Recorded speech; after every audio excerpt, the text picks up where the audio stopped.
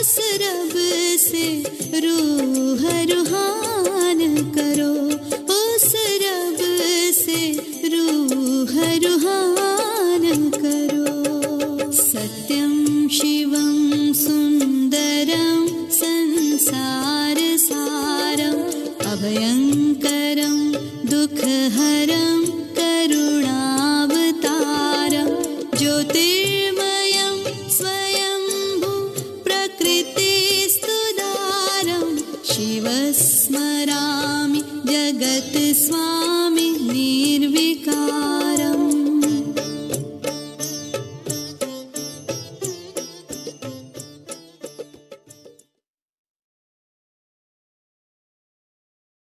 ओम शांति। आप सभी का आज के सत्र में बहुत बहुत स्वागत है, अभिनंदन है, स्वागत है, अभिनंदन है। तो आज हम सभी एक और विशेष बात को समझेंगे। एक बहुत अच्छी सी जानकारी, आवश्यक जानकारी जो हम सबको इस समय के लिए खुश खबरी के रूप में प्राप्त होगी। और जैसे कि हमने आपको कल बताया था कि ये आज का जो सेशन है, जब हमने किया था तो हमें इस सेशन को सुनने के बाद बहुत बहुत खुशी हुई। तो आज का सेशन है कि परमात्मा को, जो हम सब आत्माओं के पिता हैं, जैसे हर बच्चे का ये कर्तव्य होता है, वो जरूर ये जाने कि उनके पिता क्या करते हैं। यदि किसी बच्चे को एग्जैक्टली ना पता हो कि मेरे पिता क्या करते हैं, तो उसको एक अच्छा सपूत बच्चे के रूप में नहीं माना जाए। जिससे पूछें भाई आपके पिता क्या करते हैं, कहते हैं करते तो हैं पर एग्जैक्टली मुझे नहीं पता क्या करते हैं। तो कहेंगे भाई आप उनके बेटे हो और आपको ये भी नहीं पता कि आपके पिताजी क्या करते हैं। तो अब हमको ये समझ में आ गया कि हम सब आत्माएं उस ज्योति स्वरूप परमात्मा की संतान है। तो जब हम उस परमात्मा की संतान हैं, तो हमारे आत्मा के पिता, माय ओन फादर, वो मेरे पिता क्या करते हैं। तो आज हम आपको उसकी ही एग्जैक्ट जानकारी देना चाहेंगे। वैसे तो मोटे रूप से हमने समझा हुआ है कि परमात्मा के 3 कर्तव्य हैं। एक रचना, दूसरा पालना और तीसरा संहार। तो परमात्मा जो है रचयिता है। तो अब रचयिता है तो किस चीज का रचयिता है? अगर हम आपसे ही पूछें, God is the creator, what does he creates? परमात्मा की रचना क्या है? तो जब भी हम किसी से ये प्रश्न पूछते हैं तो हमें एक ही जवाब सुनने को मिलता है, और वो कॉमन सा जवाब है कि सारी दुनिया भगवान की है, ये भगवान ने रची है। इसमें जो कुछ भी हो रहा है वो सब कुछ भगवान ही करवाते हैं। तो अगर हम सब परमात्मा की रचना है, हमारा क्रिएटर वो भगवान है, तो आज हम देख रहे हैं कि कोई तो इस संसार में बहुत सुंदर है, मिस वर्ल्ड, मिस इंडिया, और कोई की शक्ल ऐसी है जो बात मत पूछो, है ना। कोई जो है ऐसे भी इंसान हैं जिनके पूरी आंख नहीं है, लूले हैं, लंगड़े हैं, कोई जन्म से ही बीमार हैं, और अगर हम कभी कभी हॉस्पिटल में जाकर देखते हैं तो न जाने कितने प्रकार की परेशानियों से जूझ रहे हैं। तो प्रश्न आता है कि भगवान ने कैसी रचना रची है। इस दुनिया में सारे लोग पता नहीं क्या कैसे कैसे, कोई तो बहुत अच्छी सी शरीर को प्राप्त हैं, कईयों का इतना शरीर बीमार है, लंगड़े लूले हैं। तो पता नहीं भगवान को क्या पड़ी थी ऐसे संसार रचने की। रेड लाइट पर हम खड़े होते हैं, कई ऐसे ऐसे शक्लें होती हैं, हाथ भी नहीं है, पैर भी नहीं है, पता नहीं बेचारे कैसे चल रहे हैं। तो भगवान ने ऐसा पार्शियलिटी क्यों की? किसी को इतना ठीक ठाक स्वस्थ बनाया और दूसरे को बिल्कुल ऐसा अपाहिज बनाया। आता है ना भाई प्रश्न, अगर परमात्मा ही रचयिता है तो उसको तो ठीक से रचना चाहिए था ना। फिर कहते हैं कि परमात्मा क्या पालना करते हैं, व्हाट डज ही सस्टेन्स। तो क्या कहते हैं, सब दुनिया तो भगवान की ही है, और जो कुछ भी हमें मिल रहा है तो कौन दे रहा है, भगवान ही तो दे रहा है। भगवान ही दाता है सब कुछ, रोटी रोजी जो कुछ भी हमें प्राप्त है सब भगवान का दिया हुआ ही है। Again the same type of question comes in our mind, भाई किसी को तो इतना कुछ दिया हुआ है कि संभलते नहीं संभल रहा, और कोई बेचारे फुटपाथ पर सोए हुए हैं, खाने के लिए भी नहीं है, सोने के लिए भी नहीं है ना, रोटी के लिए मोहताज हैं, है ना भी ऐसी वैरायटी संसार में नजर आती है। और संहार के लिए क्या कहते हैं कि जब हम शरीर छोड़ते हैं जिसे डेथ कहा जाता है, तो परमात्मा ने उसे उठा लिया। अब एक तो नौजवान था, छोटा बच्चा था, उस घर में उसका जन्म हुआ था जहां कोई भी अभी बच्चा नहीं था, और वो भी आते आते वो भी या तो जन्म से पहले या जन्म के दौरान शरीर छोड़ के चला गया बच्चा, या अभी एक ही बच्चा था 5-6 साल का हुआ और उसकी डेथ हो गई। कोई जवानी में अभी मैरिज हुआ था, उसका डेथ हो गया, है ना। कई की अभी बहुत सारी जिम्मेदारियां रहती थी और पिता ने शरीर छोड़ दिया या बच्चे ने शरीर छोड़ दिया। ऐसी विभिन्न प्रकार की जो बातें सुनते हैं, तो और कोई बेचारा इतना बुजुर्ग हो गया है, वो चाहता है कि अब मेरा शरीर छूटे, तो उसकी डेथ आ नहीं रही है। तो फिर से ये प्रश्न आता है कि भगवान ने ऐसा क्यों कर रहा है। और ये सब तीनों काम अगर भगवान इस प्रकार के किया कर रहे हैं, तो क्या भगवान को एक अच्छा माने, जिसके तीनों काम ही गड़बड़ वाले हैं। किसी को अच्छा कैसे मानते हैं, जब कोई अच्छा काम करता है तब उसको अच्छा मानते हैं ना। तो भगवान की ना तो रचना कोई प्रॉपर, ना उसकी सस्टेनेंस कुछ अच्छी, और जो डिस्ट्रक्शन का भी सब गड़बड़, किसी को चाहिए मौत उसको मिल नहीं रही, जिसको नहीं होनी चाहिए उसकी आ रही है। तो भाई ये तो भगवान फिर क्या कहें, अच्छा या ठीक नहीं। अब ठीक नहीं कहते हुए तो डर लग रहा है, अच्छा भी नहीं लग रहा। बताओ भगवान के लिए हम ऐसे कैसे कह सकते हैं, ठीक बात है। तो इसका मतलब ये जो हमें रचना पालना विनाश की जो बात समझी हुई है, इसमें और एडिशन की जरूरत है, कुछ और समझने की जरूरत है। तो आज वही बताने के लिए हम आपके पास आए हैं। आप जानना चाहेंगे ना कि हमारे पिता क्या करते हैं। तो गॉड इज द क्रिएटर, ये बात राइट है। तो क्या क्रिएट करते हैं वो हम आपको बताना चाहेंगे, है ना। तो जब ये जो सृष्टि है इसमें हम अब भक्ति जब हम करते हैं ना, तो एक चित्र हम बनाते हैं जिसको हम स्वास्तिका कहते हैं। आप सब अपने परिवारों में देखते होंगे, जब भी कोई अच्छा काम होता है, कोई गाड़ी भी घर में आती है, तो पंडित जी या आजकल तो वो जहां से गाड़ी रिलीज होती है वहीं पर ही वो पंडित बैठे होते हैं और वो उसके ऊपर स्वास्तिका बनाकर भेजते हैं, है ना। और इसको बहुत अच्छा माना जाता है। तो ये क्या है स्वास्तिका, ये 4 युग दर्शाए गए हैं।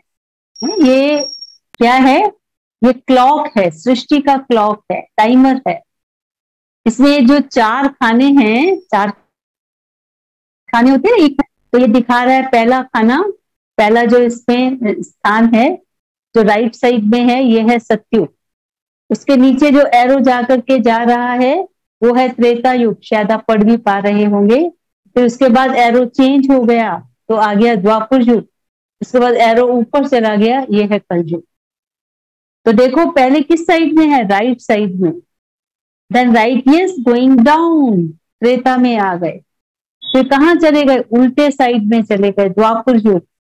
और फिर ऊपर जो है कलयुग दिखाया गया है ना। और इनमें जो कलर्स लगाए गए हैं वो उस समय की जो स्थिति है उसको दर्शा रहे हैं। सतयुग में गोल्डन एकदम सुखी समय है, नीचे सिल्वर उससे थोड़ा सा कम, परंतु ये भी अच्छा समय है। पर यहाँ के बाद द्वापर युग में जब आए तो उल्टे रास्ते पर चले गए। फिर दिखाया गया उल्टेपन में आगे बढ़ते गए, तो राष्ट्र में कलयुग को काला दिखाया गया है। और उसमें हमने जो उसके ऊपर निडल दिखाई है, सुई दिखाई है, बिल्कुल कलयुग के एंड में दिखाई है। तो अभी कौन सा टाइम हुआ है? सृष्टि के कलयुग के एंड का समय है। और जैसे रात के बाद दिन आता है, ऐसे कलयुग के बाद सतयुग आता है। रात और दिन का ये चक्र फिरता ही रहता है। सतयुग और त्रेता को ब्रह्मा का दिन, द्वापर और कलयुग को ब्रह्मा की रात के रूप में स्वीकार किया गया है। तो जब ये कलयुग का एंड होता है, जैसे हम कल आपको परसों जब सुना रहे थे शिवरात्रि, तो भगवान किस समय आते हैं? जब रात्रि होती है। तो उसमें हमने आपको समझाने का प्रयत्न किया था कि दिन के बाद जो रात होती है वो नहीं, जब सारी सृष्टि पर बुराइयों का अंधकार होता है। और बुराइयां कौन सी हैं? ये 5: काम, क्रोध, लोभ, मोह, अहंकार। तो जब ये 5 विकारों की, दुखों की रात्रि होती है, हर मानव के अंदर ये 5 विकार, चाहे पढ़ा लिखा है, अनपढ़, छोटा बड़ा, अमीर गरीब, सबके अंदर है। आप खुद फील करते होंगे, और हम अपने आप को अगर देखें तो हमें पता लगता है, हाँ राइट, ये बात है। तो ये जब दुखों की रात्रि होती है, तो भगवान ने कहा भी है, यदा यदा ही धर्मस्य ग्लानि भवति भारत। जब किसकी ग्लानि होती है? धर्म की ग्लानि। तो हमारा धर्म क्या है? शांति। तो शांति धर्म से जब अशांति में आ जाते हैं, तब हम सब आत्माओं के पिता इस धरा पे आते हैं। तो कैसे आते हैं भाई? ये जानना बहुत जरूरी है। क्या करने आते हैं? रचना रचने आते हैं, है? तो कैसे आते हैं? तो भगवान के बारे में कहते हैं अलौकिक जन्म, या दूसरा शब्द कहा जाता है भगवान अवतार लेते हैं। तो भगवान कैसे आकर के हमें दुखों से बचाएं, बुराइयों से बचाएं, है ना? तो भगवान आकर के हमें वो ज्ञान की रोशनी देते हैं, समझ देते हैं। तो कैसे देते हैं? क्योंकि उनको जन्म तो लेना नहीं है, otherwise he will also become a human man, he will become human, जो उनको नहीं बनना है। नहीं तो वो भी जन्म मरण में आ गए, तो फिर जन्म मरण की दुखों से कौन छुड़ाएगा? तो परमात्मा क्या करते हैं? इस संसार के ही एक व्यक्ति के अंदर प्रवेश करते हैं। तो आप चित्र देखिए त्रिमूर्ति का, जिसमें दिखाया गया है पहला एक व्यक्ति, जिसको बिल्कुल साधारण रूप में दिखाया गया है। इस व्यक्ति का नाम स्वयं परमात्मा, जो इनका ओरिजिनल नाम होता है, उस ओरिजिनल नाम से हटा करके इनका नाम स्वयं रखते हैं प्रजापिता ब्रह्मा। और इनके तन में प्रवेश कर, जैसे हम सबकी आत्मा यहाँ बैठी है, तो ये व्यक्ति जो इस संसार का ही व्यक्ति है, इस संसार के ही व्यक्ति के अंदर प्रवेश करते हैं। परमात्मा की आत्मा आती है और इनके मुख द्वारा बोलती है। तो ये व्यक्ति बिल्कुल साधारण व्यक्ति है, आप और हमारी तरह। इनके बारे में फिर लास्ट में हम आपको बताएंगे। इनका नाम पहले दादा रेखदास था, और फिर जब भगवान ने इनमें प्रवेश किया तो इनका नाम रखा उन्होंने प्रजापिता ब्रह्मा। और जो संसार में भी ब्रह्मा का चित्र हम देखते हैं, आप सबको पता होगा, अजमेर में केवल एक ही मंदिर है। आप भी कभी गए होंगे शायद वहां पर, नहीं तो सुना तो जरूर होगा। वहां के जो पंडित हैं वो बड़े गर्व के साथ कहते हैं, हम भी गए थे एक बार, तो उन्होंने बड़े गर्व के साथ कहा, बहन जी सारे वर्ल्ड के अंदर ये एक ही मंदिर है जहां पर ब्रह्मा की पूजा होती है। और सभी देवी देवताओं की पूजा तो हर जगह बहुत जगहों पर होती है, लेकिन ब्रह्मा का मंदिर मशहूर नहीं है। क्यों? क्योंकि ब्रह्मा कौन होते हैं? जिनको भगवान आकर के चुनते हैं। Otherwise he is a ordinary man. भगवान उनके तन में आए, इसीलिए उनकी वैल्यू है। और वो जो ब्रह्मा है, आप देख रहे हैं सामने चित्र ब्रह्मा जी का, इनको दाढ़ी वाला दिखाया गया है ना? अब दाढ़ी वाला क्यों दिखाया गया है और 3 मुख क्यों दिखाए गए हैं? क्योंकि परमात्मा इनके द्वारा 3 कर्तव्य करते हैं। ज्ञान भी सुनाते हैं, फिर ज्ञान द्वारा पालना भी करते हैं, और हमारे अंदर जो भी बुराई है उनका विनाश भी करवाते हैं, बुराइयों का नाश। अदरवाइज आप जितने भी देवी देवताओं को देखेंगे उनको दाढ़ी मूंछ नहीं दिखाई जाती। ये क्या दर्शा रहा है ब्रह्मा जी का चित्र, कि ब्रह्मा जी इस संसार के साधारण व्यक्ति हैं, लेकिन जब भगवान इनके तन में आते हैं तो ये एक वैल्यूबल इंसान बन जाते हैं। तो ज्योति स्वरूप परमपिता परमात्मा इनके तन में प्रवेश करके हमें ये सत्य ज्ञान देते हैं। कौन सा सत्य ज्ञान दिया? तो देखो, हम जब यहाँ पर आए, हमने मेडिटेशन का फर्स्ट चैप्टर सुना, तो हमें सबसे पहली सच्चाई का ज्ञान मिला। हालांकि हमने पहले सुना हुआ था आत्मा होती है, पर हमने कभी उसको रियलाइज नहीं किया। आत्मा कैसी होती है, उसमें क्या क्या होता है, आत्मा कैसे वर्क करती है शरीर के द्वारा, बस इतना थोड़ा सा ज्ञान था। आत्मा अनादि अविनाशी है। हमने सोचा था ये मुंह बोल रहा है, लेकिन यहाँ आके पता लगा मुंह नहीं बोलता। कौन बोलता है? आत्मा बोलती है। इसलिए आत्मा चली गई तो फिर बोलना बंद हो जाता है, देखना बंद होता है। तो करने वाला कर्ता कौन है? आत्मा। तो भगवान ने आके हमें रियलाइज करवाया कि you are not this body but you are a soul. तो हम आत्मा अंदर थे, पर अपना ज्ञान नहीं था, समझ नहीं थी, रियलाइजेशन नहीं थी। तो परमात्मा ने आकर क्या किया?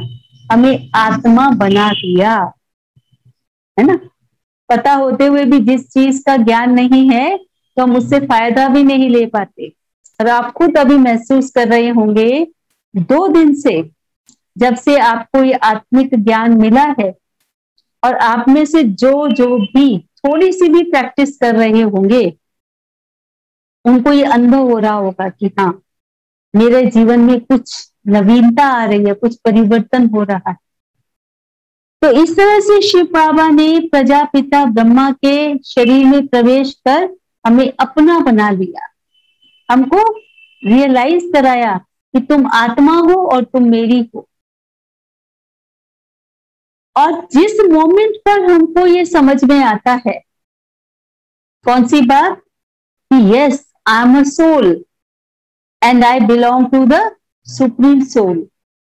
मैं आत्मा हूं और मैं उस ज्योति स्वरूप परमात्मा की संतान हूं। वो जो सेकंड है, वो जो मिनट है, वो मेरे जीवन का कौन सा है? नया जन्म है। वो मेरा ट्रांसफॉर्मिंग पीरियड है, जब परमात्मा आकर मुझे अपना बनाकर मुझे परिवर्तित कर रहे हैं। पहले मैं देह अभिमान में थी और अब मैं आत्म अभिमानी बन गई थी। तो परमात्मा ने हमको अपना बनाकर हमको ये नया जन्म दिया है। जैसे किसी का कोई भाई नहीं होता तो मुंह से बोलते हैं तुम मेरा भाई है, तुम मेरी बहन है, आप मेरे बेटे हो, ऐसे बोलते हैं ना। तो वो क्या हो जाता है? अब वो उसका बेटा हो जाता है। उसको कोई बेटा नहीं था, उसने फलाने के बेटे को अपना बना दिया, अब ये बेटा इनका हो गया। और सारी वसीयत का अधिकारी कौन होगा? अब ये इस घर का जो बेटा बन गया। तो ऐसे ही परमात्मा शिव बाबा ब्रह्मा बाबा के तन में प्रवेश करके हमें अपना बनाते हैं, नया जन्म देते हैं। तो मैं आप सबसे पूछना चाहती हूँ, आप में से कितने हैं जो ऐसा रियलाइज कर रहे हैं कि yes, I am a soul, मैं एक आत्मा हूं और मैं परमात्मा की हूं।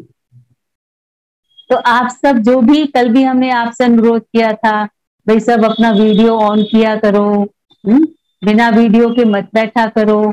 सुन तो रहे हो, नजर आ रहा है, तो आप वीडियो कुछ लोगों ने तो ऑन किया हुआ है, बाकी लुका छुपी क्यों कर रहे हो? भाई सामने आ जाओ सभी, है ना। गुप्त क्यों हो? हम आपके सामने हैं, हम कोई वीडियो बंद करके थोड़ा आपसे बात कर रहे हैं, हम तो वीडियो ऑन करके बैठे हैं ना। तो आप सभी भी जिनका वीडियो ऑन नहीं है वो सब वीडियो ऑन कीजिए और हाथ खोलकर, हाथ खड़ा करके बताइए कि आप सभी में से कौन कौन, जबरदस्ती वाला मामला नहीं है, जो रियलाइज कर रहा है, जिसको लग रहा है कि yes this body is my costume, ये शरीर मेरा एक वस्त्र है, साधन है, और इस शरीर के अंदर मैं आत्मा हूं, और आत्मा में परमात्मा शिव बाबा की हूं। जिसको ये अंदर से रियलाइज हो रहा है, समझ में आ रहा है, प्लीज रेज योर हैंड्स। आप अपना हाथ ऐसा खड़ा करके हमें बताइए कि आपको रियलाइज हो रहा है। और जिन्होंने वीडियो ऑन नहीं किया उनका मैं क्या समझूं? छुपने वाले सामने आ जाओ सभी, है ना भाई? अरे ज्ञान की बातें सुन रहे हो तो छुपने से क्या फायदा, ऑन कर लीजिए वीडियो, है ना? तो ये सभी जितने भी हैं, भले वीडियो नहीं भी ऑन किया है, कोई कारण होगा शायद विशेष, तो हम सभी का आज के दिन पर ये नया अलौकिक जन्म है। अलौकिक पिता ने, परलौकिक पिता ने भी अलौकिक जन्म लिया, शरीर में प्रवेश किया और हमें अपना बना लिया, एडॉप्ट कर लिया। We are the adopted children of the God. परमात्मा ने स्वयं हमको एडॉप्ट किया है, और हमारे बर्थडे पर भगवान हमको कुछ गिफ्ट भी करना चाहते हैं। लेना चाहेंगे परमात्मा से गिफ्ट? तो जो परमात्मा ने गिफ्ट आपको देनी है वो मैं आपको बताना चाहूंगी, है ना?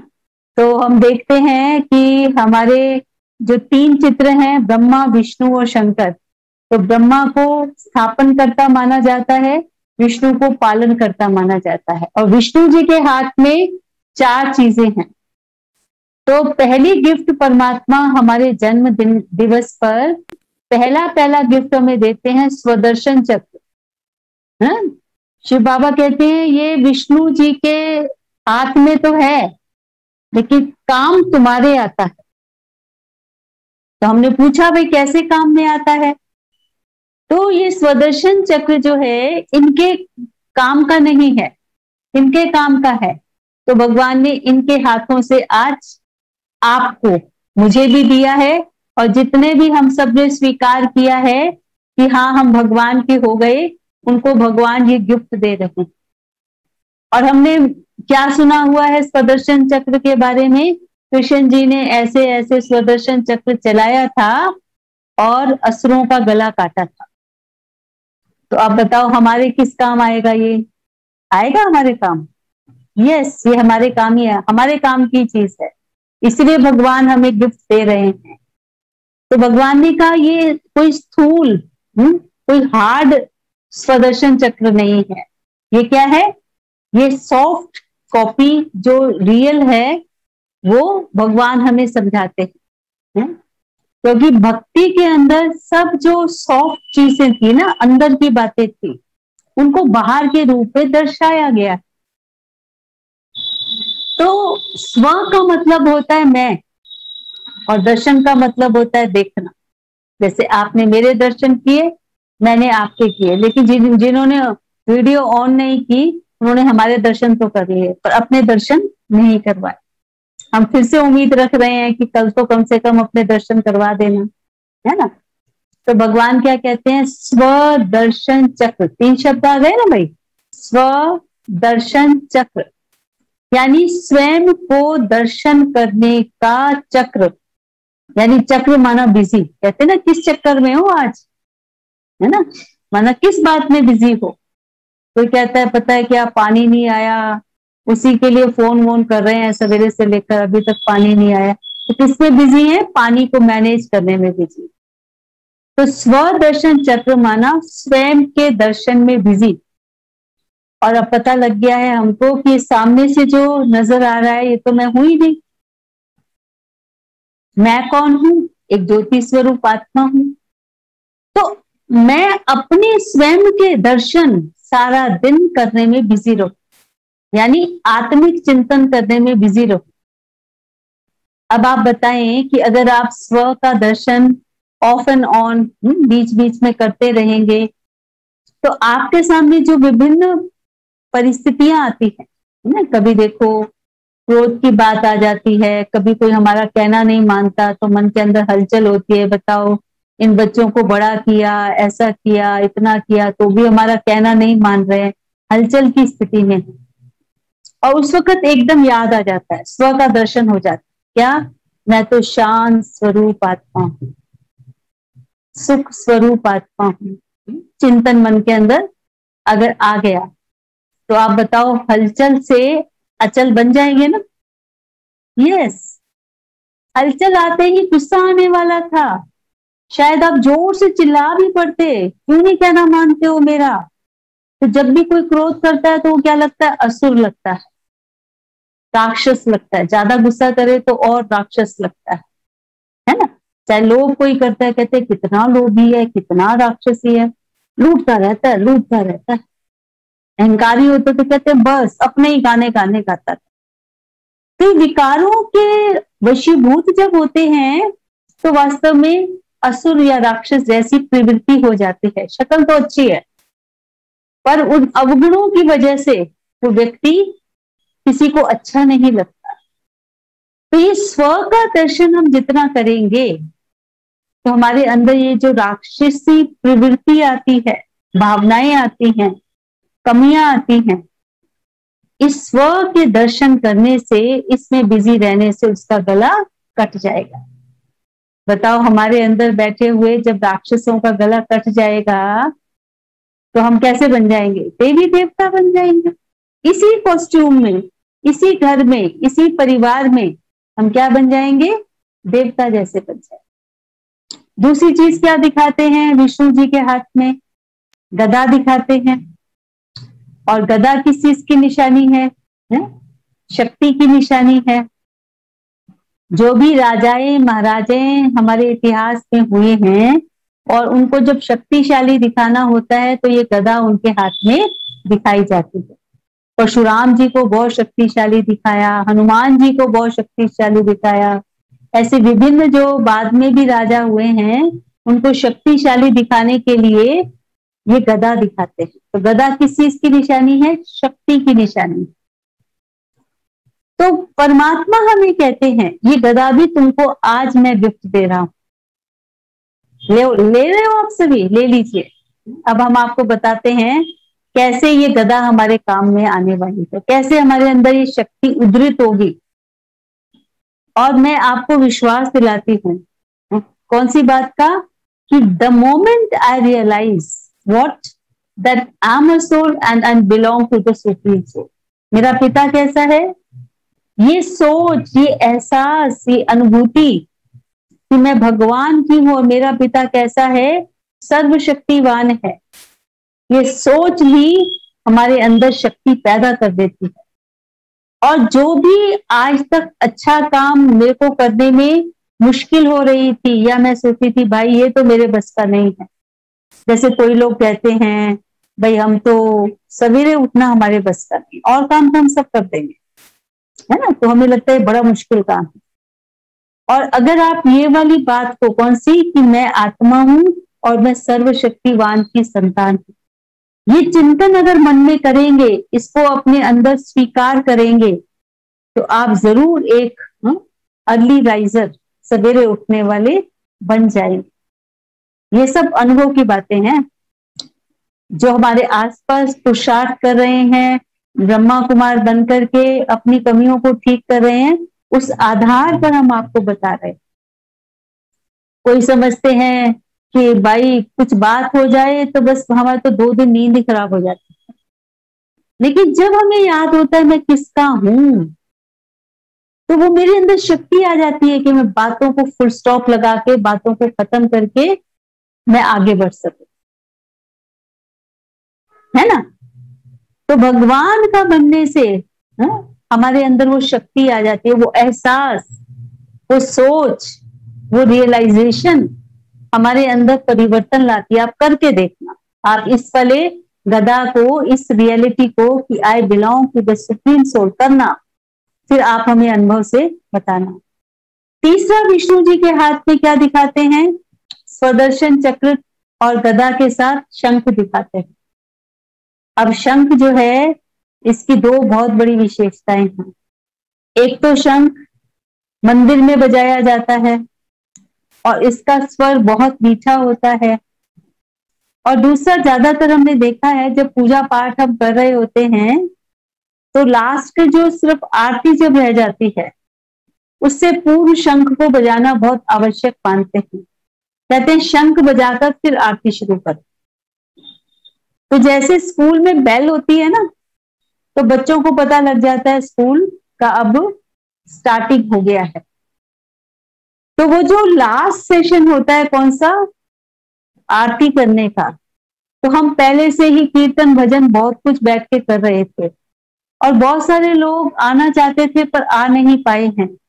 तो जब वो शंख की आवाज सुनते हैं, कहते शंख बज गया क्या, कहते हैं हाँ शंख तो बज गया, चलो चलो आरती तो करके आ जाएं। तो शंख ने क्या किया, जब हम संसारिक कार्यों में व्यस्त थे, हमें परमात्मा की याद करने के लिए, परमात्मा के साथ मिलन मिलाने के लिए, वहां सत्संग में लाने के लिए हमें तैयार कर दिया। तो ये स्थूल शंख तो भाई पता नहीं कहां तक आवाज जाएगी, लेकिन ये जो हम बोल रहे हैं अभी आपके सामने, हम क्या कर रहे हैं, हम भी ज्ञान का शंख बजा रहे हैं। और क्या कर रहे हैं, आपको जागृत कर रहे हैं। पहचानिए हम कौन हैं, हम किसके हैं। अब हमको अपने जीवन को किस दिशा में और किस तरह से चलाना है। तो क्या कर रहा है, ज्ञान हमारे अंदर अवेयरनेस डाला है कि हमें क्या करना है और क्या नहीं करना है। तो ये क्या है, ज्ञान का शंख। ऐसे हमें आज से लेकर हम भगवान के बन चुके हैं, तो पहले स्वयं को जागृत करना है, अभी दूसरों को मत करना। क्योंकि अगर पूर्ण रूप से हम जागृत नहीं हुए और दूसरों को कहेंगे कि आप ऐसा करो, तो शायद आपसे अगर वो कुछ पूछेंगे तो आप उनको कन्विंस नहीं कर पाएंगे। अभी आपका क्या कौन सा वाला अभी पीरियड चलेगा, स्वयं को जगाने का। स्वयं से मुंह से मीठी बातें भी बोलना और स्वयं को जागृत करते रहना कि मैं भगवान की संतान हूं, तो मुझे क्या करना है। तो तीसरी गिफ्ट ये है। और चौथी गिफ्ट जो उनके हाथ में दिखाते हैं, कमल का फूल, है ना। और ब्रह्मा जी का भी जो चित्र देखा था, तो हमने देखा था ब्रह्मा जी कमल के फूल पर बैठे हैं। जो संसार में अजमेर में मंदिर है, उनका जो चित्र है, तो उसमें हम देखते हैं कमल पर बैठे हैं। तो कमल पर बैठने का क्या मतलब है, कमल में कैसे बैठ सकते हैं। कोई अच्छा व्यक्ति जो है कमल पे कैसे बैठेगा, वो तो पानी में गिर जाएगा। देखो दिखाया ना कमल पर बैठे। तो कमल पर बैठना मीन्स कमल की जो विशेषताएं हैं उसको जीवन में लाना।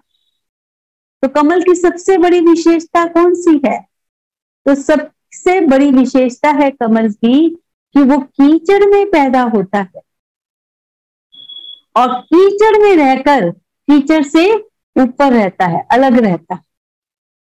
तो भगवान हमको चौथी गिफ्ट देते हैं कि हे मेरे प्यारे बच्चों, रहो अपनी गृहस्थी में, परिवार में। गृहस्थ व्यवहार को छोड़ना तो कायरता है। अपने घर में रहो, अपने बिजनेस में रहो, अपनी नौकरी को जो भी आप करते हो सब कुछ करो, बाल परिवार को संभालो, लेकिन कौन सी कीचड़ से ऊपर रहो, कमल की तरह, बुराइयों रूपी कीचड़ से। जैसे कोई कहते हैं कि भाई देखो वैसे तो हम ज्यादा पीते नहीं हैं, लेकिन पार्टी वार्टी में थोड़ा पीना पड़ता है। हमारा तो जॉब ऐसे, हम आर्मी में सर्विस करते हैं, है ना, तो वहां तो भाई ये पीना ही पड़ता है। नहीं ऐसे और कोई चीजें नहीं, थोड़ा बहुत तो देखो, मेरा तो बीमार हूँ, डॉक्टर ने बोला है ये चीज खानी पड़ेगी। ऐसे जो चीजें इस योगी लाइफ के लिए, परमात्मा का बनने के बाद जो हमें मना की गई हैं, तो हम सोचते नहीं थोड़ा बहुत तो ऐसे करना पड़ेगा।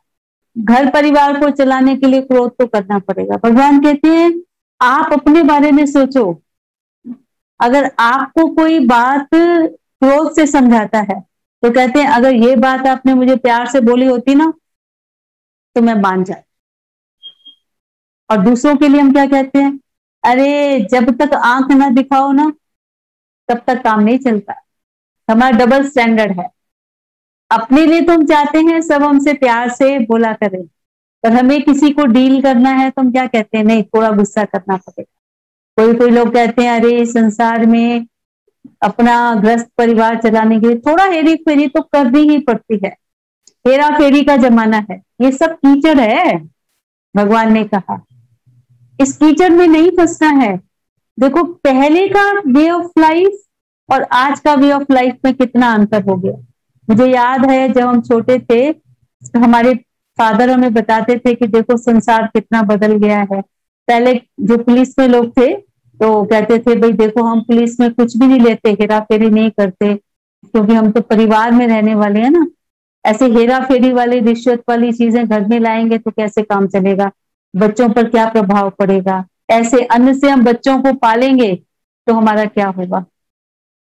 और आज के जमाने में क्या कहते हैं, अगर ऐसे थोड़ा बहुत नहीं लेंगे तो परिवार कैसे चलाएंगे, हमारे 2 बच्चे भी हैं, इतने ट्यूशन की फीस है उनकी, वो जो रेगुलर फीस जाती है वो भी इतनी है, इतना महंगाई है, थोड़ा बहुत तो ये सब करना ही पड़ता है। तो भगवान समझाते हैं नहीं, ये वे ऑफ लाइफ आपने गलत कर दिया है। तो कैसे रहना है, कीचड़ से। कौन सी कीचड़, मुख्य रूप से 5 हैं, उसके आगे पीछे बहुत सारी और चीजें भी हैं, काम, क्रोध, लोभ, मोह, अहंकार। तो इसके बहुत सारी ब्रांचेस हैं, ईर्ष्या, द्वेष, हेरा फेरी, लड़ाई झगड़ा वगैरह वगैरह, झूठ बोलना है, ये सब बातें आती है। तो भगवान ने कहा ये सब कीचड़ है, इस कीचड़ को छोड़कर आप कमल बन करके अपने संसार परिवार में रहो। तो भाई चारों चीजें जो हमारे बर्थडे पर, आपके बर्थडे पर आपको प्राप्त हो रही हैं, आपको पसंद आ रही हैं, और क्या करना है, इनका इस्तेमाल करना है, रख मत देना। सिर्फ कईयों को गिफ्ट मिलता है ना तो उसको रख देते हैं, तो रखना नहीं है। अब मैं आपसे ये पूछ रही हूं, ये चारों चीजों को अगर आप टाइम टू टाइम इस्तेमाल करते रहेंगे, कभी स्वदर्शन चक्र चलाएंगे, कभी शंख बजाएंगे, है जो अभी बताया, आंतरिक स्थिति को ऐसा ज्ञानिष्ठ रखेंगे और मन में सोचेंगे मैं भगवान का हूं, और मन के अंदर लक्ष्य रखेंगे मुझे इन 5 विकारों के कीचड़ में नहीं फंसना है।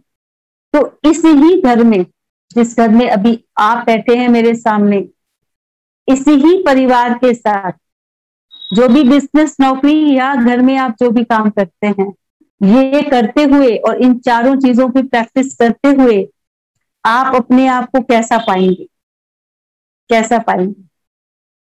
इसी शक्ल के अंदर देवी देवता बनेंगे कि नहीं बनेंगे? जरूर बनेंगे।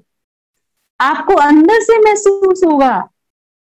देवी देवता शक्ल का नाम नहीं है, देवी देवता व्यवहार का नाम है। टाइम बहुत कम होता है तो बहुत सारी बातें हम आपके साथ शेयर करना चाहते हैं, है ना। तो इस तरह से शिव बाबा ने प्रजापिता ब्रह्मा के तन में प्रवेश करके हमको अपना बना करके अब ये नई दुनिया की रचना हो रही है। तो आज जिन जिन ने हाथ खड़ा किया कि हाँ हमें लग रहा है भगवान के बच्चे बन गए हैं, तो हम रचना बन गए। किसकी? परमात्मा की।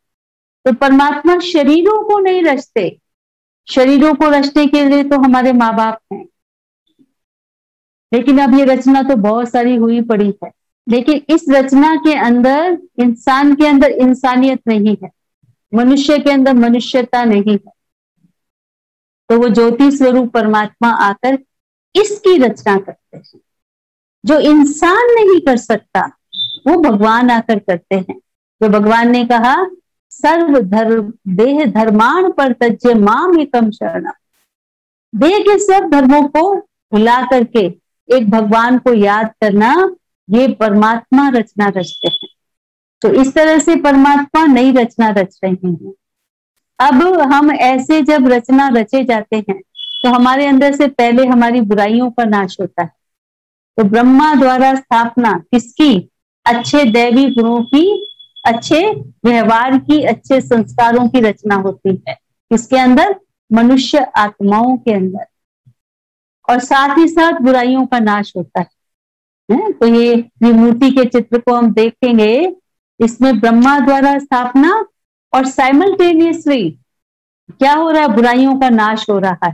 दोनों काम साथ साथ चलते हैं, जितनी स्थापना उतना बुराइयों का नाश। और फिर अल्टीमेटली देख रहे हो संसार की हालत कैसी है, जहां बहुत दुख है, परेशानियां हैं, तो लास्ट में शंकर द्वारा पुरानी दुनिया का टोटल विनाश होगा। और जिन लोगों ने शिव बाबा का ज्ञान सुनकर स्वयं की आत्मा को पवित्र बनाया है, तो इसी वक्त हम देखते हैं उस घर के अंदर यूनिटी शुरू हो गई।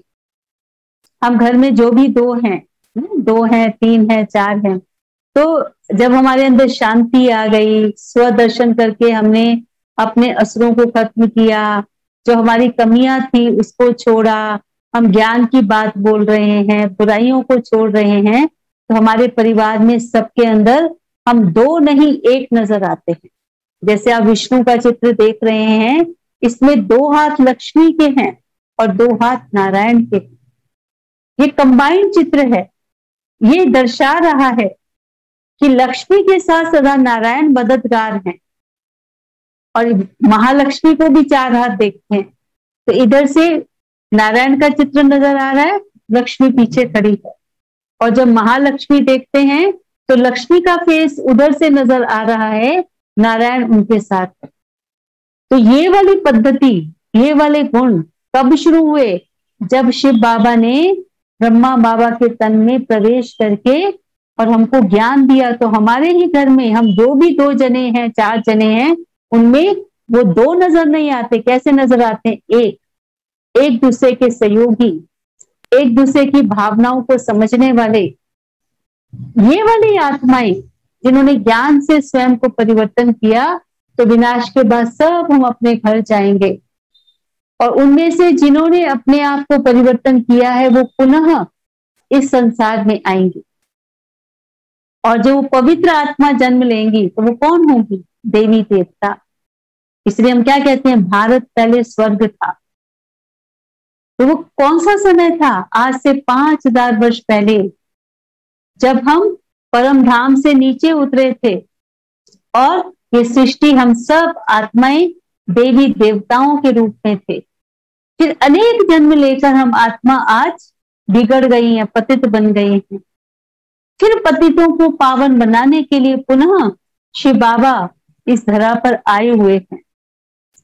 तो हम कैसे पावन थे, और कैसे हमने बहुत सारे जन्म लेकर फिर पतित स्थिति को प्राप्त किया है, फिर पुनः हमको पावन बनना है। मुझे याद आ रहा है, गीता में भगवान ने कहा है, हे अर्जुन, तुम अपने जन्मों को नहीं जानते, मैं तुम्हारे जन्मों को जानता हूं। तुम और मैं यहाँ पर कई बार मिले हैं, तुमने ये सब को विजय बहुत बार प्राप्त किया है, ये तो सब मरे पड़े हैं, तुम तीर कमान उठाओ और इनको मारो। क्योंकि हमने समझा कि शायद ऐसा तीर कमान था। ये भी अलग बहुत गहरी बात है, फिर कभी इस पर भी चर्चा करेंगे। तो वो कौन सा तीर कमान है? ये ज्ञान का तीर है। किसको मारना है? व्यक्तियों को नहीं मारना, किसको मारना है? अपने आप के सामने जो बुराइयां आती हैं, उनको ज्ञान के तीर से मारना है। किसके ऊपर? देखो, कभी हमारा किसी पर, अपने अपनों पर क्रोध आता है, कभी उन पर मोह आता है। तो उन अपनों पर जो क्रोध लोभ मोह आता है, तो ये ज्ञान का तीर जो आज हमें मिल रहा है, उसको मार करके, उस मोह अहंकार को मार करके विजयी बनना है। शांत बनना विजय है, लड़ाई झगड़ा करना विजय नहीं है ना। तो इस तरह से परमात्मा ने प्रजापिता ब्रह्मा के तन में प्रवेश करके हमें अपना बनाकर हमें हमारे अनेक जन्मों की कहानी सुनाई है, जो कल का पाठ है। जो आज हम आप मिल रहे हैं, हमारा आपका पुराना संबंध है। कहाँ से शुरू हुआ है, तो कल हम आपको पूरा विस्तृत रूप से बताएंगे कि हमारी जर्नी कहाँ से शुरू हुई, कितने वर्ष हुए, कैसे कैसे हम कौन कौन से जन्मों से पास होकर के आज हम यहाँ पर पहुंचे हैं।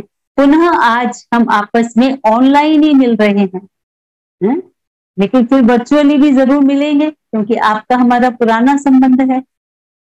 तो इस तरह से परमात्मा ब्रह्मा द्वारा नई दुनिया की स्थापना, शंकर द्वारा पुरानी कलयुगी सृष्टि का विनाश, और विष्णु द्वारा जब वो आत्माएं हम सब में से जो बिल्कुल कैपेबल होंगी, वहां वो हेड ऑफ द स्टेट होगी, वो श्री लक्ष्मी श्री नारायण मिलकर के उस देवी देवता की दुनिया के हेड होंगे।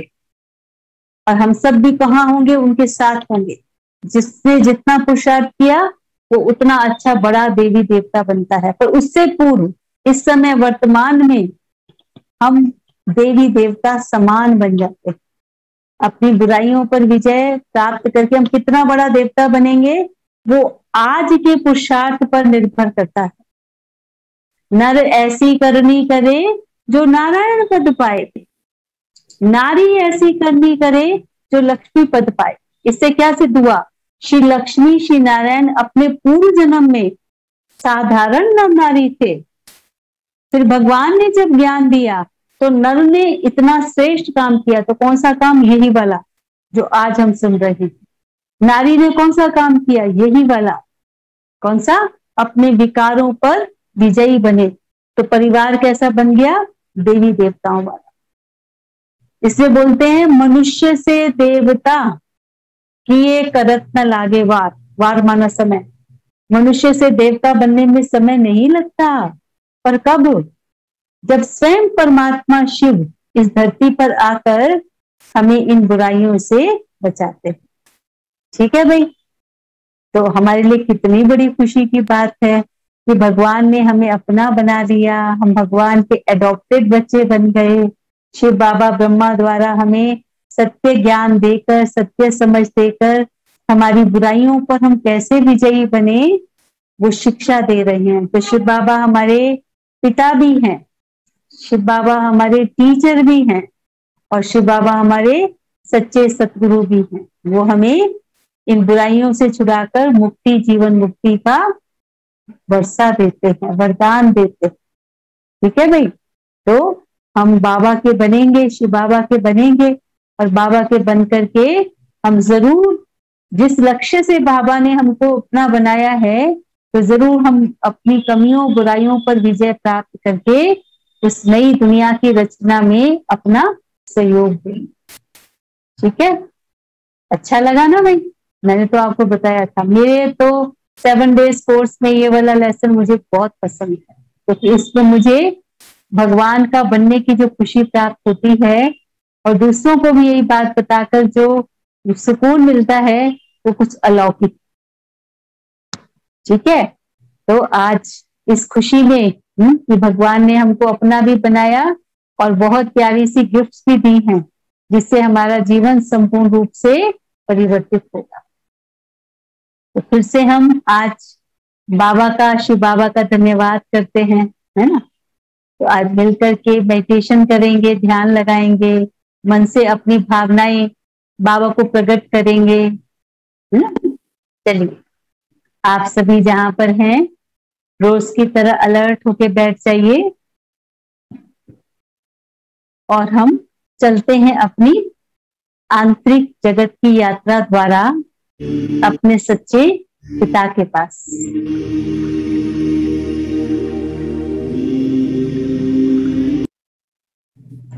ओम शांति।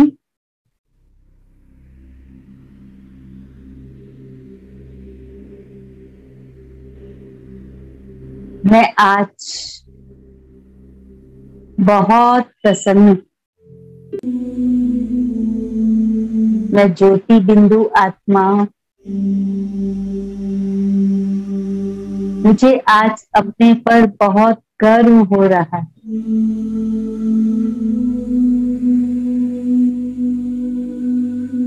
मैं कितनी लकी आत्मा हूँ। परमात्मा ने मुझे अपना बनाया है। मैं ज्योति स्वरूप परमात्मा की एडॉप्टेड संतान हूँ।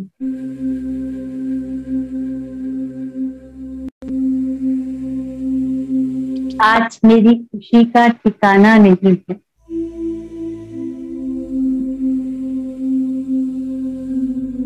मैं सचमुच ही विशेष आत्मा हूँ। मैं ज्योति बिंदु आत्मा अपनी इस खुशी को, अपनी इस प्राप्ति को उस देने वाले ज्योति स्वरूप परमात्मा को अपने थैंक्स, अपनी भावनाएं प्रकट करने के लिए अपने सच्चे पिता के पास चलती थी। मैं एक बहुत सूक्ष्म, अति सूक्ष्म सितारा आत्मा बहुत खुशी से उड़ता जा रहा हूँ। आज मेरी खुशी का ठिकाना नहीं है। मैं ज्योति बिंदु आत्मा बहुत शांति से, तीव्र गति से अपने लोक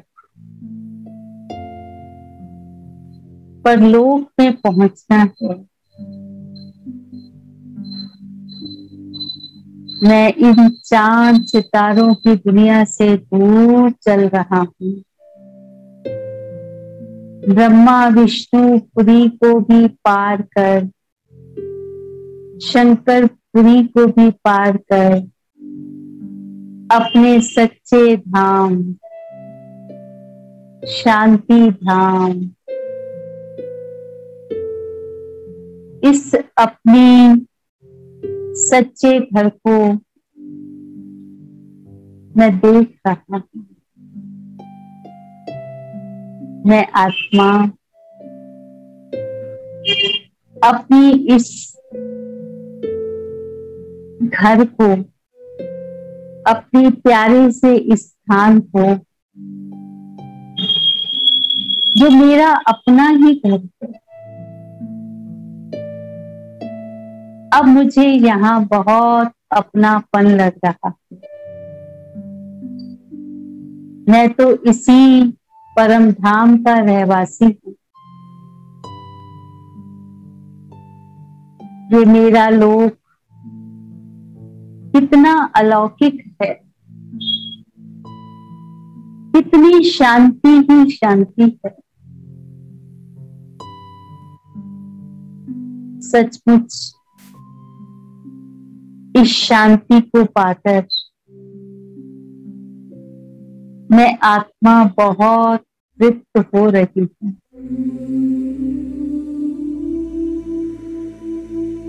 और मुझे बहुत खुशी है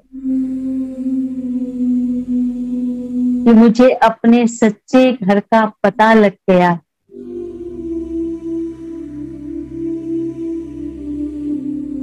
सामने ही मेरे सच्चे पिता हैं।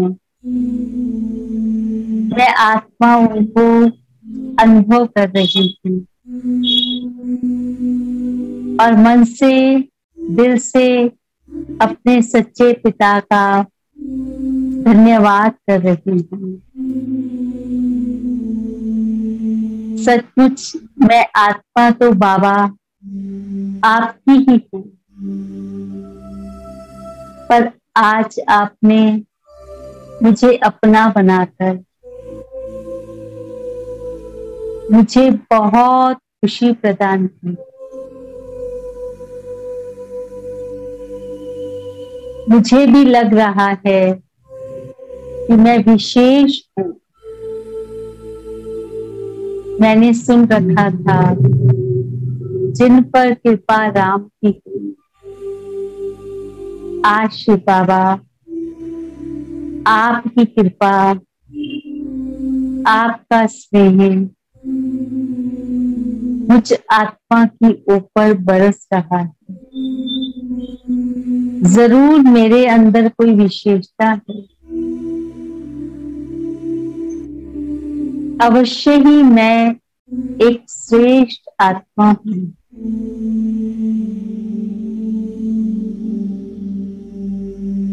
मैं आपके किसी काम आने वाली हूँ, इसलिए ही आपने मुझे अपना बनाया है। आपका बनकर सचमुच मैं आत्मा सभी कमी कमजोरियों से दूर हो जाऊंगी। मेरे अंदर जितने भी विकार हैं, गलतियां हैं, वो सब मेरे से छूट जाएंगी। आपने जो मुझे बहुत सुंदर सूक्ष्म गिफ्ट दी हैं, वो मेरे बहुत काम की हैं। मैं स्व का दर्शन करके अपने सब कमियों को, आसुरी संस्कारों को, गलत व्यवहार को परिवर्तन करूंगी। सचमुच ये हथियार स्वदर्शन मेरे लिए बहुत बहुत काम का है। और अंदर ही अंदर शांति से इस सूक्ष्म स्वदर्शन द्वारा मैं सब कमियों को दूर करूंगी।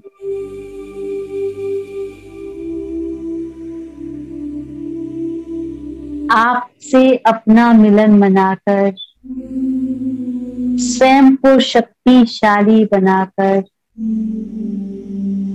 हर अच्छे कार्य में सफल होकर ही रहूंगी। मुझे विश्वास है जहां आप हैं वहां सफलता है ही।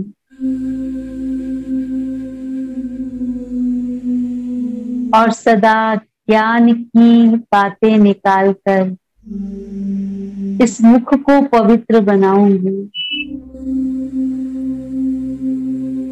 ये ज्ञान का शंख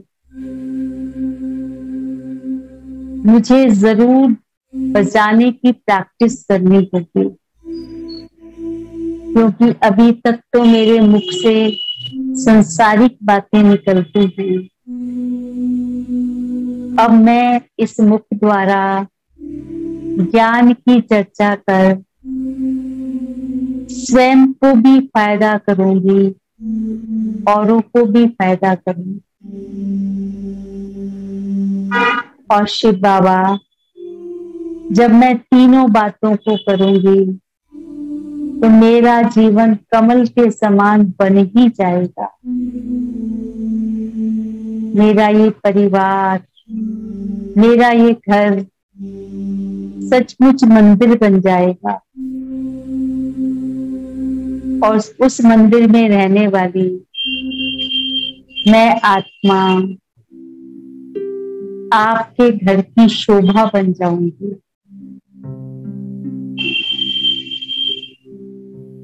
शिव बाबा, मैं आपका कितना दिल से धन्यवाद करूंगी। आपने मुझे बहुत बहुमूल्य अच्छी गाइडेंस दी है। अब मेरा जीवन इन राहों पर चलकर बहुत शांत, बहुत सुखी, आनंद की अनुभूति वाला बनेगा।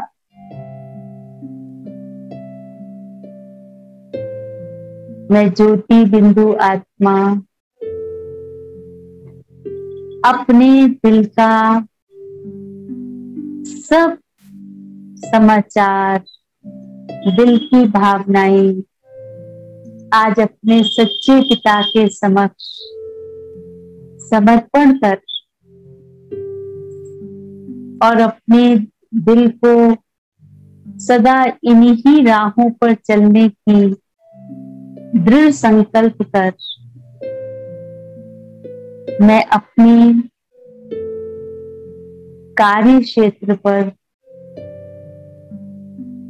इस परिवर्तन के साथ चलने के लिए पुनः जा रही थी। मैं आत्मा बहुत खुश थी। मेरे सामने अब एक लक्ष्य है, मुझे समझ में आ गया है कि मैं परमात्मा के लिए किस तरह काम आ सकती हूँ। स्वयं को परिवर्तन करके मैं परमात्मा का साथ निभाती हूँ, मैं परमात्मा के काम आती हूँ, क्योंकि परमात्मा नई सृष्टि में उन्हीं आत्माओं को ले जाएंगे जो परिवर्तित हो जाएंगे। मैं इसी श्रेष्ठ लक्ष्य के साथ बहुत खुशी से, प्रेम से कुछ करने की संभावनाओं को साथ लेकर अपने शरीर में विकृति के बीच मैं बहुत खुश हूँ, स्वयं को बहुत भाग्यशाली अनुभव कर रही हूँ।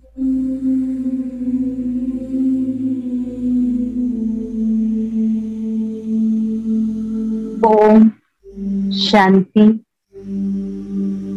शांति शांति।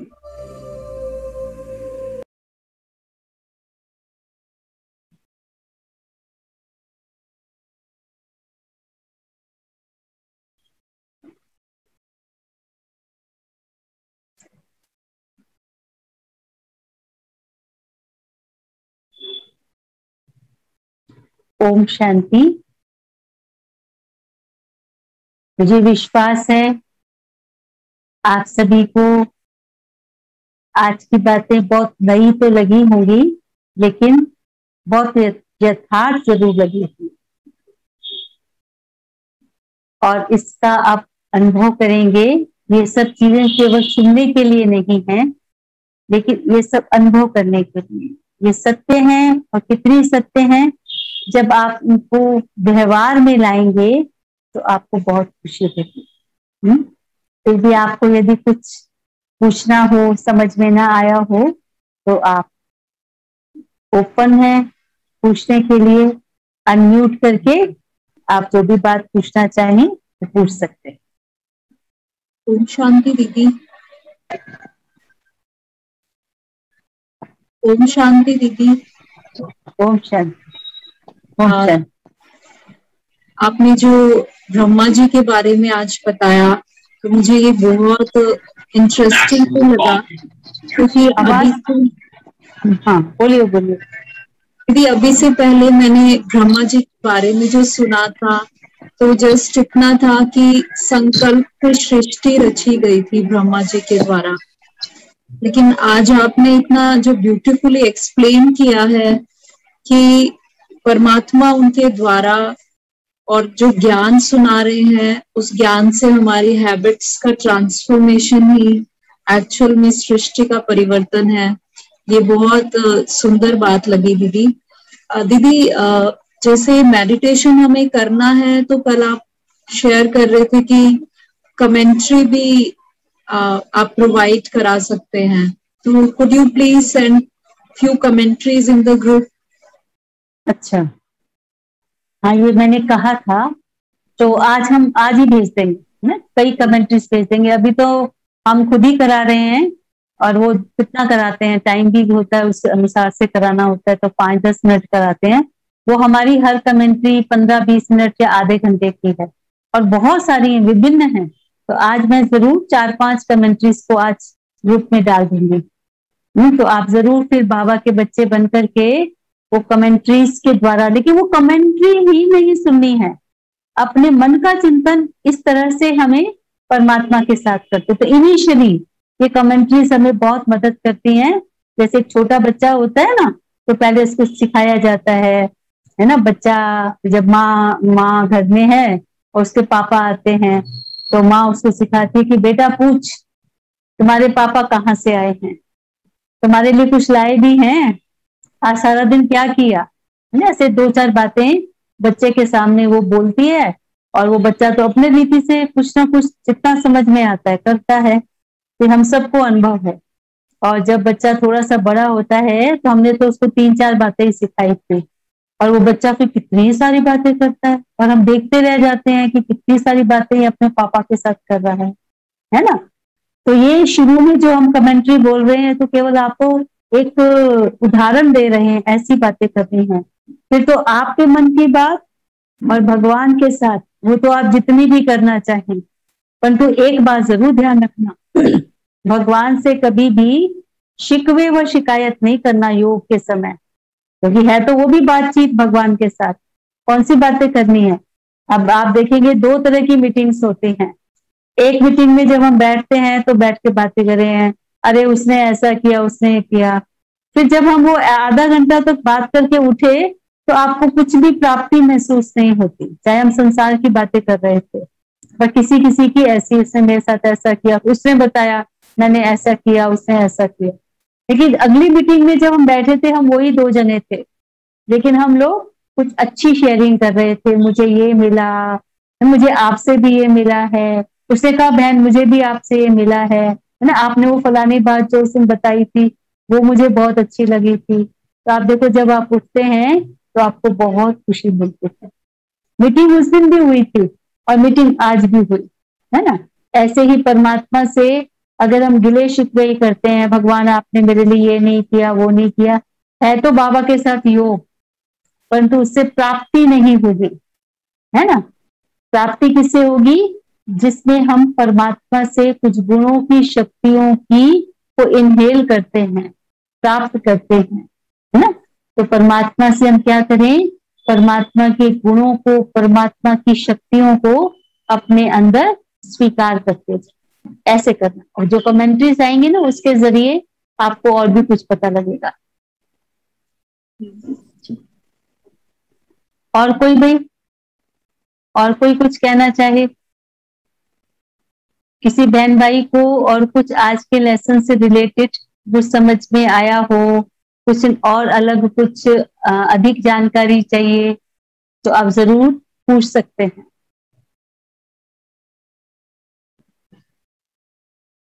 सभी को बहुत समझ में आ गया, ऐसा मैं समझ रही हूँ।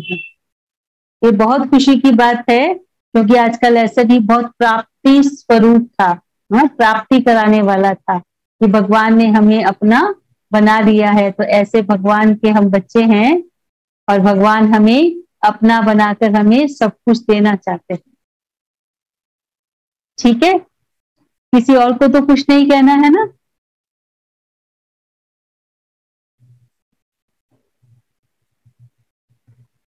अगर किसी को कहना है तो स्वयं को अनम्यूट करके कह सकते हैं।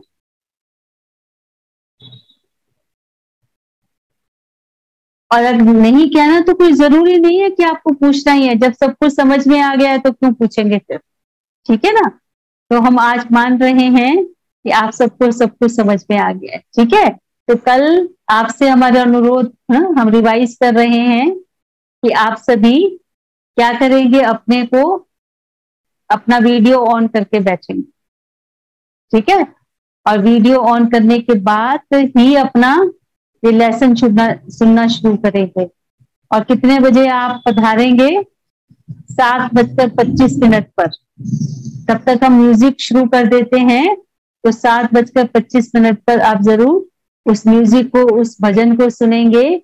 और 7:30 बजे हम फिर अपना जो पाठ है, जिसमें हम क्या समझेंगे कि हमको कैसे हमने जर्नी कहाँ से शुरू की और आज हम कहाँ तक पहुंचे हैं। तो जो भगवान ने हमको हमारे विभिन्न जन्मों की कहानी सुनाई है, अभी तक तो हमने सोचा है, सुना हुआ है कि हम 84 लाख जन्म लेकर के और आज हम इस मनुष्य चोले में आए हैं। तो इससे रिलेटेड बातें भी बताएंगे, हम कैसे 84 लाख लिए हैं या कितने लिए हैं, वो सब आपको कल बताने वाले, ठीक है। ओम शांति। रोज की तरह भजन की 2 लाइनें सुनकर हम आज के सेशन को समापन करेंगे।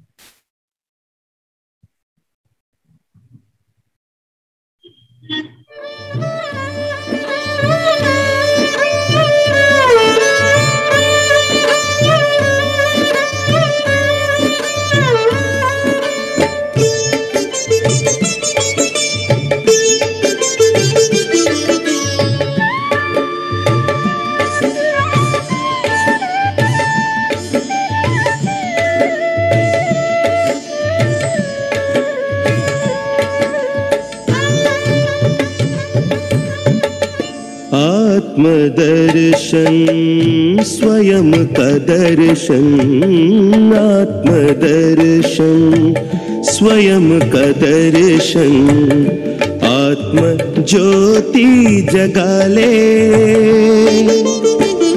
बुझी हुई जगा कर ज्योति स्वराज फिर पाले,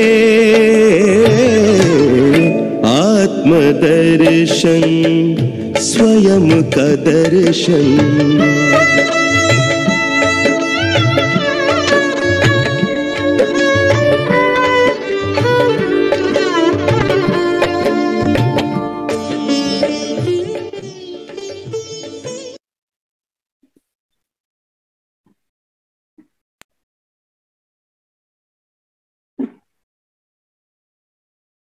ओम शांति, ओम शांति, ओम शांति, शांति।